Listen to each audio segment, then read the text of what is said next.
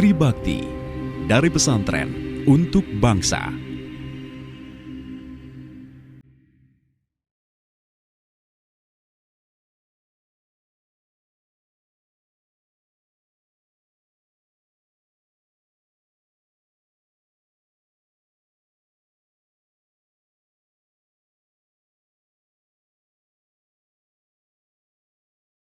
Kiai Haji Makhrus Ali lahir di Dusun Gedongan, Kecamatan Astana Japura, Kabupaten Cirebon, Jawa Barat, dari pasangan Kiai Haji Ali bin Abdul Aziz dan Hasinah binti Kiai Said pada tahun 1906. Beliau adalah anak bungsu dari 9 bersaudara. Masa kecil beliau dikenal dengan nama Rusdi dan lebih banyak tinggal di tanah kelahirannya. Sifat kepemimpinannya mulai nampak sedari kecil. Rutinitas Rusdi sehari-hari menuntut ilmu di surau pesantren milik keluarga. Beliau diasuh oleh ayahnya sendiri, Kiai Haji Ali, dan sang kakak kandung, Kiai Afifi. Menginjak usia 18 tahun, Kiai Haji Makhrus Ali melanjutkan pencarian ilmu ke pesantren Panggung, Tegal, Jawa Tengah, di bawah asuhan Kiai Mukhlas, kakak iparnya sendiri. Disinilah kegemaran belajar ilmu nahwu Kiai Haji Makhrus Ali semakin teruji dan mumpuni. Pada saat mondok di Tegal inilah, Kiai Haji Makhrus Ali menunaikan ibadah haji kali pertama pada tahun 1927. Selain itu, Kiai Haji Makhrus Ali juga belajar silat pada Kiai Balya, ulama jawara pencak silat asal Tegal Gubuk, Cirebon, dan Kiai Muslim, tokoh persilatan di Wot Bogor, Singaraja, Indramayu. Di tahun 1929, Kiai Haji Makhrus Ali melanjutkan pendidikannya ke pesantren Kasingan, Rembang, Jawa Tengah, di bawah asuhan Kiai Haji Khalil. Setelah 5 tahun menuntut ilmu di pesantren ini, yakni sekitar tahun 1936 Masehi, Kiai Haji Makhrus Ali berpindah menuntut ilmu ke pondok pesantren Lirboyo, Kediri. Karena sudah punya bekal ilmu yang mumpuni, Kiai Haji Makhrus Ali berniat tabarukan di pesantren Lirboyo. Namun beliau malah diangkat menjadi pengurus pondok dan ikut membantu mengajar. Selama nyantri di Lirboyo, beliau dikenal sebagai santri yang tak pernah letih mengaji. Jika waktu libur tiba, maka waktu luangnya ia gunakan untuk tabarukan dan mengaji di pesantren lain, seperti pondok pesantren Tebu Ireng Jombang, asuhan Kiai Haji Hasim Asy'ari. Pondok pesantren Watu Congol, Muntilan, Magelang, asuhan Kiai Dalhar, dan juga pondok pesantren di daerah lainnya seperti pesantren Langitan, Tuban, pesantren Sarang, dan Lasem, Rembang. Kiai Haji Makhrus Ali tidak lama nyantri di Lirboyo, hanya sekitar 3 tahun. Namun karena alimnya, kemudian Kiai Haji Abdul Karim menjodohkan dengan salah seorang putrinya yang bernama Zainab pada tahun 1938. Pada tahun 1944, Kiai Haji Abdul Karim mengutus Kiai Haji Makhrus Ali untuk membangun rumah di sebelah timur komplek pondok. Kiai Haji Makhrus Ali adalah sosok orang tua yang memperhatikan pendidikan putra-putranya. Selain mengaji di pesantren, juga minimal berpendidikan setingkat SMA. Bahkan, almarhum Kiai Haji Imam Yahya Makhrus pernah mengenyam pendidikan di Universitas Islam Madinah. Demikian juga almarhum Gus Harun adalah lulusan Fakultas Ekonomi Universitas Gadjah Mada. Sepeninggal Kiai Haji Abdul Karim pada tahun 1954, Kiai Haji Makhrus Ali bersama Kiai Haji Marzuki Dahlan meneruskan tampuk kepemimpinan pondok pesantren Lirboyo.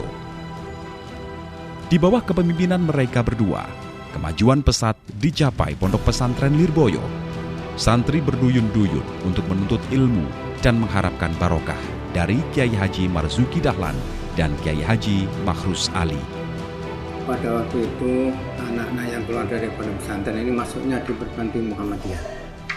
NU sama sekali belum ada. Maka bagi Makhrus merasa kewajiban bertanggung jawab untuk mengarahkan warga santri baik dari Lirboyo maupun yang pondok lain untuk mempunyai suatu perguruan tinggi yang khusus dari Pondok Pesantren Dupa Nahdlatul Ulama. Ini tujuan pertama. Dan ingin menjadikan Kiai itu sebagai yang intelektual.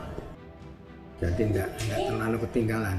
Jadi mampu menguasai ilmu syariat agama Islam dan mampu menguasai syarat ilmu yang lain. Ini tujuannya.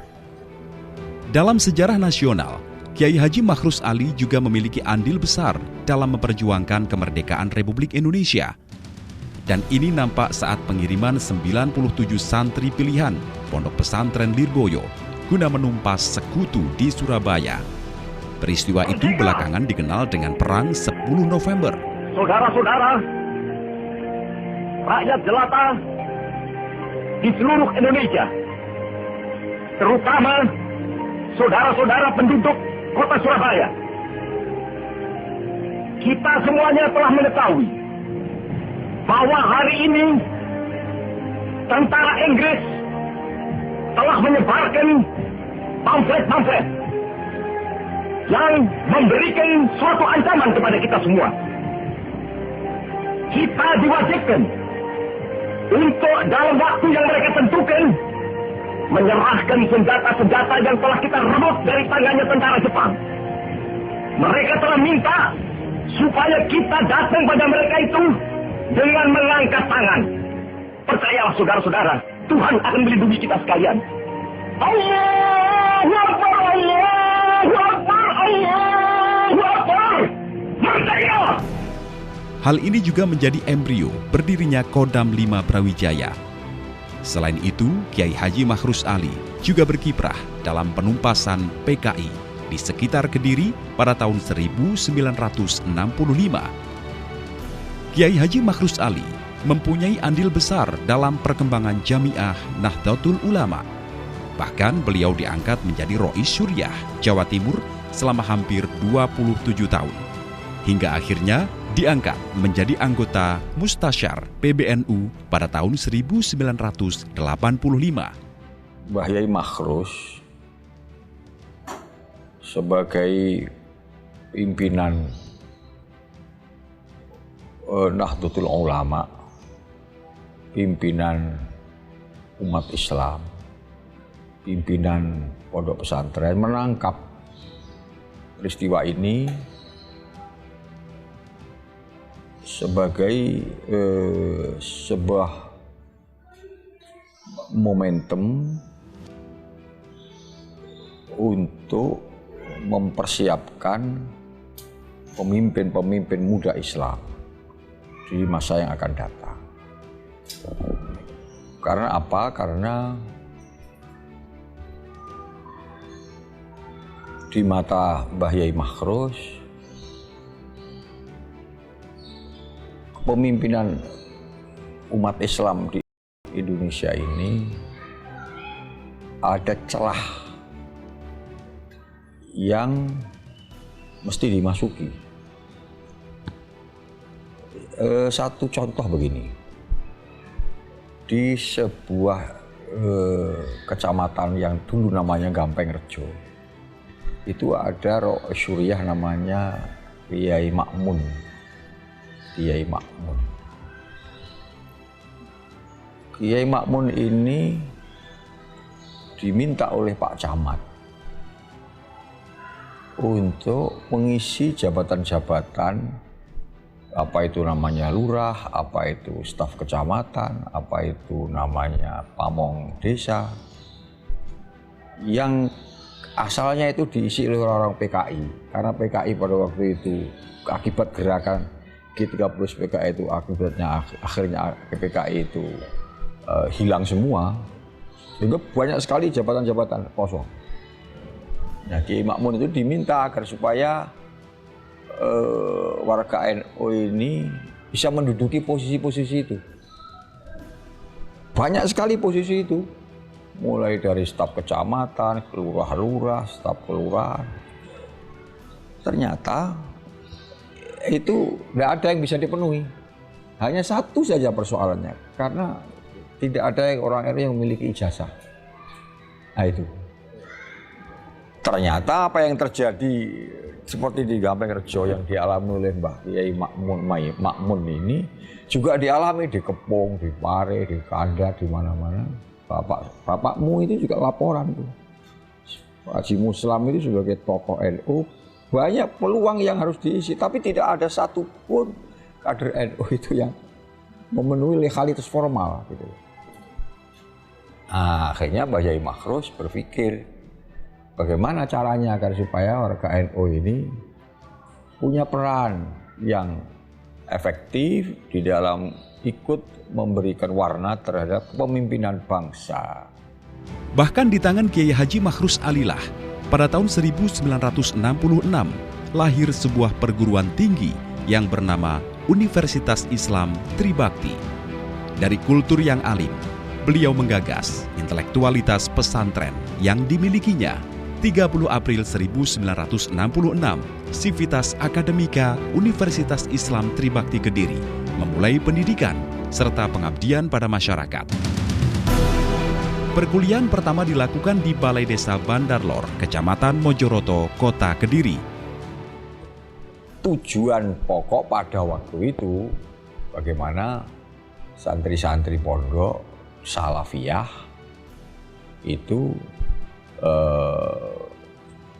ketika nanti ingin mengabdikan dirinya ke tengah-tengah masyarakat di dalam struktur kenegaraan itu tidak repot karena dibekali dengan legal formal. Dan yang diutamakan pada waktu itu adalah santri-santri dari pondok-pondok salaf. Kemudian pada 25 Oktober 1966 diresmikan berdirinya UIT oleh Menteri Agama RI, yaitu Profesor Kiai Haji Saifuddin Zuhri pada tanggal 9 Rajab 1386 Hijriah atau 25 Oktober 1966 Masehi. Dengan dua fakultas, yaitu Fakultas Tarbiyah dan Fakultas Syariah.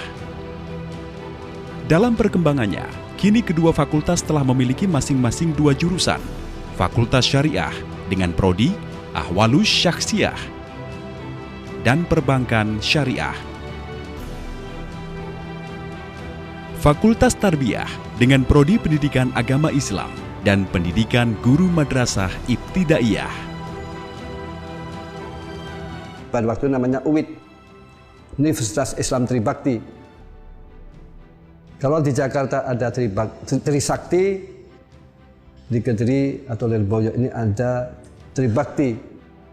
Tribakti ini mengambil dari ayat qala ta'ala ya ayyuhalladzina amanu athi'ullaha wa athi'ur rasula wa ulil amri minkum. Wahai orang-orang beriman,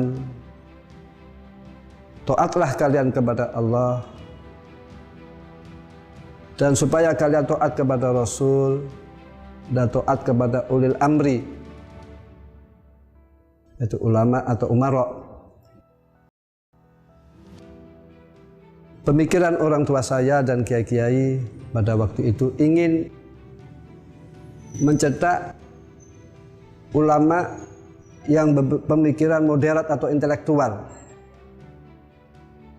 yang mana ulama yang mampu berpikir sesuai dengan zamannya dan ulama yang bisa memberikan kontribusi kepada bangsa dan negara, tidak hanya baca kitab saja, namun supaya pemikiran ulama ini bisa diambil manfaatnya oleh negara, oleh bangsa, dan lain-lain. Ini harapan beliau. Tahun 1970 menjadi tonggak penting perjalanan UIT dengan disematkannya status diakui melalui SK Menteri Agama RI Kiai Haji Muhammad Dahlan yang mengokohkan langkah kampus Tribakti. Dalam tahun selanjutnya, Kiai Haji Makhrus Ali terus mengembangkan pembangunan di kampus Universitas Islam Tribakti. Dari Pak Anwar Zainuddin ini kemudian Tribakti bisa beli gedung yang sekarang ini. Itu dulu punya orang namanya Dr. Johar. Karena Dr. Johar terlibat PKI, kemudian dijual murah. Tapi walaupun murah ya tetap nggak punya duit. Uang memang ya nggak punya duit. Akhirnya wali kota ini, waktu itu Pak Anwar Zainuddin diangkat jadi oleh Kiai Makhrus. Itu hebatnya Kiai Makhrus. Wali kota itu dirangkul, diajak bahkan mau jadi ketua yayasan, diajak ketua panitia untuk apa, ngumpul nih duit. Bahkan beberapa pejabat penting negara pernah hadir di Tribakti untuk meresmikan pembangunan perluasan kampus. Mulai dari Wakil Presiden Adam Malik, Menteri Agama Alam Syah Ratu Perwira Negara, Pangap Jenderal LB Murdani, dan Gubernur Jawa Timur Sunandar Priyo Sudarmo. Hingga puncaknya, dalam mengawal Universitas Islam Tribakti, semangat Kiai Haji Makhrus Ali diuji Allah. Senin, 4 Maret 1985 Masehi, sang istri tercinta, Nyai Hajah Zainab binti Kiai Haji Abdul Karim, berpulang ke rahmatullah karena sakit tumor kandungan yang telah lama diderita. Kesuksesan Kiai Haji Makhrus Ali dalam kancah perjuangan ternyata tidak lepas dari peran serta Nyai Zainab, istrinya. Sang istrinya lah yang senantiasa menumbuhkan dan mendorong semangat juangnya. Meski Kiai Makhrus dikenal sebagai seorang yang bertemperamen keras, bila dihadapkan sang istri, kekerasan itu pudar seketika. Pasca meninggalnya Nyai Zainab, kesehatan Kiai Haji Makhrus Ali mulai terganggu. Bahkan banyak yang tidak tega melihat Kiai Haji Makhrus Ali terus-menerus larut dalam kedukaan. Banyak yang menyarankan agar Kiai Haji Makhrus Ali menikah lagi supaya ada yang mengurus beliau. Namun dengan sopan beliau menolaknya. Hingga puncaknya, yakni pada Sabtu sore pada tanggal 18 Mei 1985, kesehatan beliau benar-benar terganggu. Setelah opname selama 4 hari di Rumah Sakit Bayangkara Kediri, beliau dirujuk ke Rumah Sakit Dr. Sutomo, Surabaya. 8 hari setelah dirawat di Surabaya dan tepatnya pada hari Ahad, malam Senin, tanggal 6 Ramadan 1405 Hijriah atau 26 Mei 1985 Masehi, Kiai Haji Makhrus Ali berpulang ke rahmatullah di usia 78 tahun. Kekosongan pimpinan di Universitas Islam Tribakti akhirnya diisi oleh Kiai Haji Imam Yahya Makhrus sebagai rektor, menggantikan ayahandanya setelah melalui musyawarah yayasan pada tahun 1985. Kiai Haji Imam Yahya Makhrus memimpin Universitas Islam Tribakti kurang lebih 6 tahun. Selain itu, saudara sekalian, ini adalah merupakan suatu langkah yang maju bagi para mahasiswa itu sendiri, yang mana menjadi suatu kader-kader bangsa di depan. Saya teringat bila mana ada suatu gerakan-gerakan para pemuda, gerakan mahasiswa adalah suatu pesan dari seorang ulama besar, Mustafa Al-Ghalayani, mengatakan amamakum amru hadil ummah. Apa artinya amamakum? Di depanmu adalah tanggung jawab segala sesuatu urusan bangsa. Saya salah satu di antara sekian banyak alumni, tahu persis, masih menangi waktu zaman almarhum al-maghfurlah Simbah Kiai Haji Makhrus Ali selaku penggagas dan muassis Universitas Islam Tribakti yang sekarang menjadi IAIT ini. Begitu besar harapan beliau untuk mengarahkan para santri-santri ini untuk bisa berperan di tengah-tengah masyarakat. Satu di antaranya adalah dengan mendirikan Universitas Islam Tribakti. Dalam dinamika selanjutnya, berdasarkan Surat Kopertis Wilayah 4 Surabaya nomor 123-1-Kop.Wil 4 Romawi 88 tertanggal 19 September 1988. Sejak tanggal 8 Sofar 1409 Hijriah atau 19 September 1988, Universitas Islam Tribakti berubah menjadi Institut Agama Islam Tribakti atau IAIT Kediri.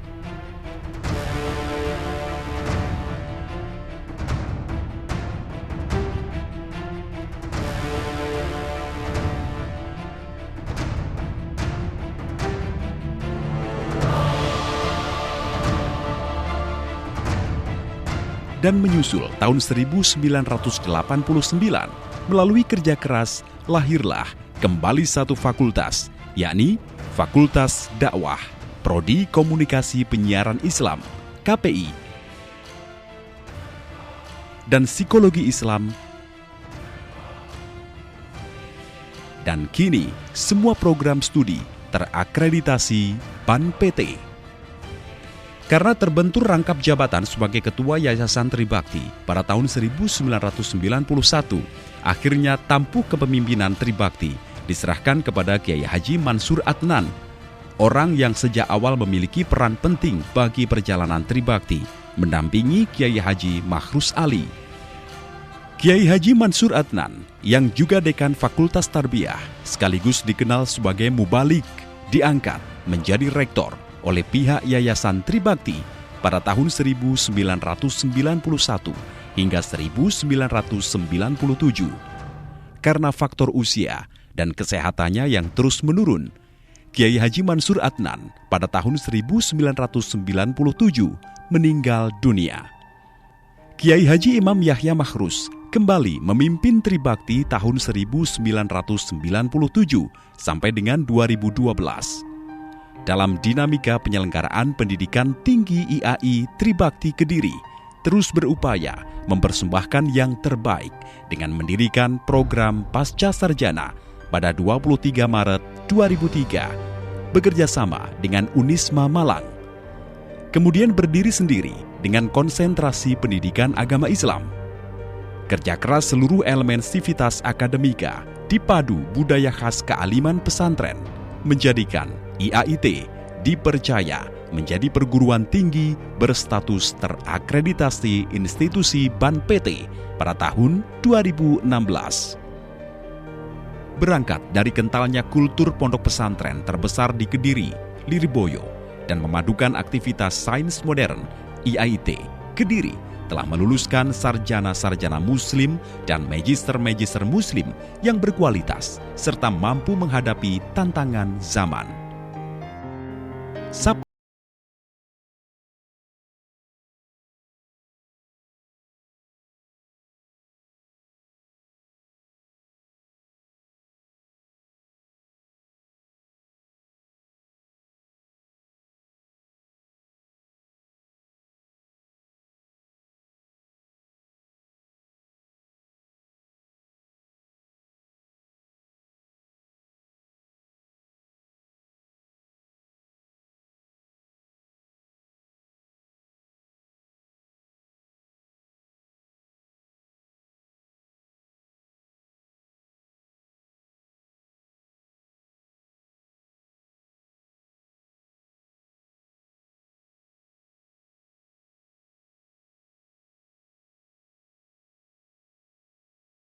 Sepeninggal Kiai Haji Imam Yahya Makhrus, Rektor IAI Tribakti, dijabat sementara oleh Kiai Haji Reza Ahmad Zahid, LC.MA, yang juga putra sulung Kiai Haji Imam Yahya Makhrus, atas keputusan Yayasan Tribakti yang dipimpin Kiai Haji Muhammad Anwar Mansur.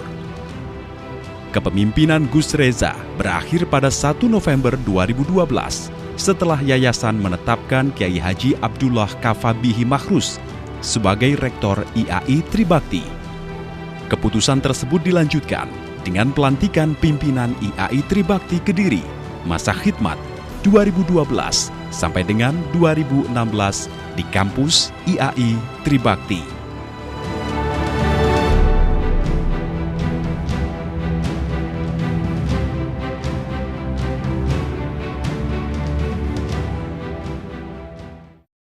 Inilah harapan kami, Tribakti maju, namun tetap berakhlakil karimah, berwawasan pesantren, berwawasan ulama